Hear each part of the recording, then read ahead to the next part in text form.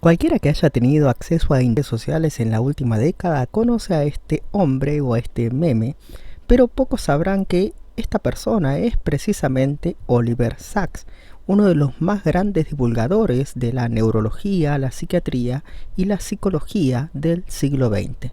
Un gran investigador, el cual es conocido por su principal título, El hombre que confundió a su mujer con un sombrero, el cual es uno de sus compilatorios de casos clínicos sumamente recomendables, pero también cualquiera de los demás, como por ejemplo Despertares, donde se aborda cómo despertar a un paciente cataléptico mediante determinados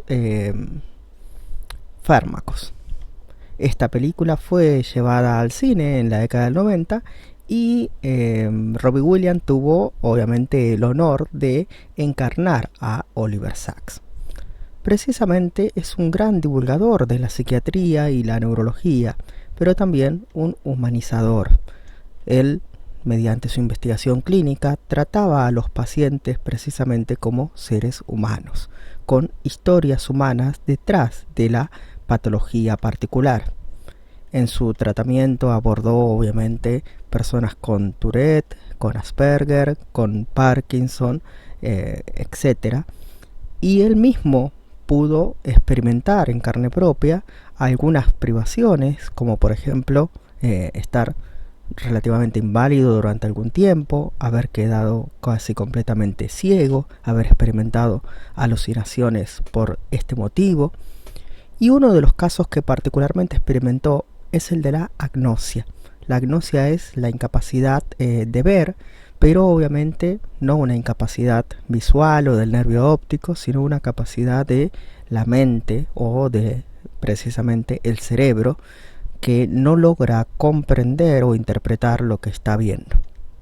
El caso más paradigmático de la agnosia es el de la prosopagnosia, la incapacidad de reconocer patrones complejos, en particular los rostros humanos.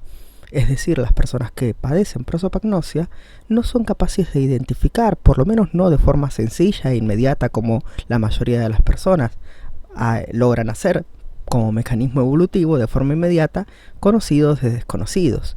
Es decir, una persona con prosopagnosia le cuesta reconocer familiares, compañeros, amigos y demás.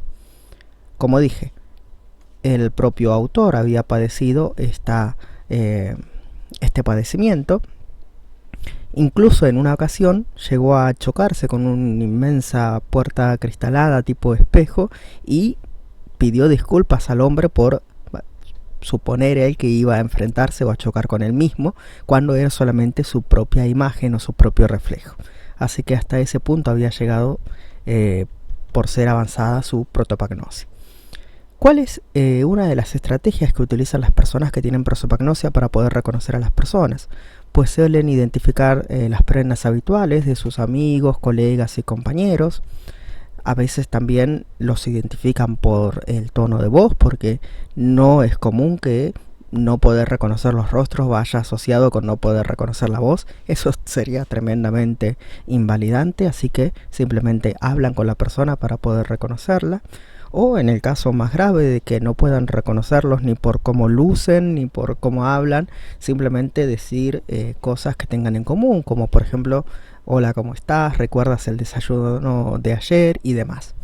Obviamente cualquier persona puede padecer prosopagnosia, ya sea por demencia senil, Alzheimer o simplemente por un traumatismo, por un golpe, o incluso hay gente que lo padeció o lo padece toda la vida sin llegar a reconocerlo subjetivamente. Sí saben que les cuesta un poco más reconocer rostros que a las personas que les rodea, pero no se dan cuenta que tienen esta particular afección. Hasta aquí nuestro brevísimo, curioso y caótico repaso divulgativo por la obra de Sacks. Dime tú, ¿te cuesta reconocer rostros? ¿Tienes cierto grado de prosopagnosia? No al nivel de el hombre que entró, vio el sombrero en el perchero y saludó a su mujer pensando que era ella, y siguió su rutina cotidiana pensando que era su mujer, aunque le extrañaba que no le hablase.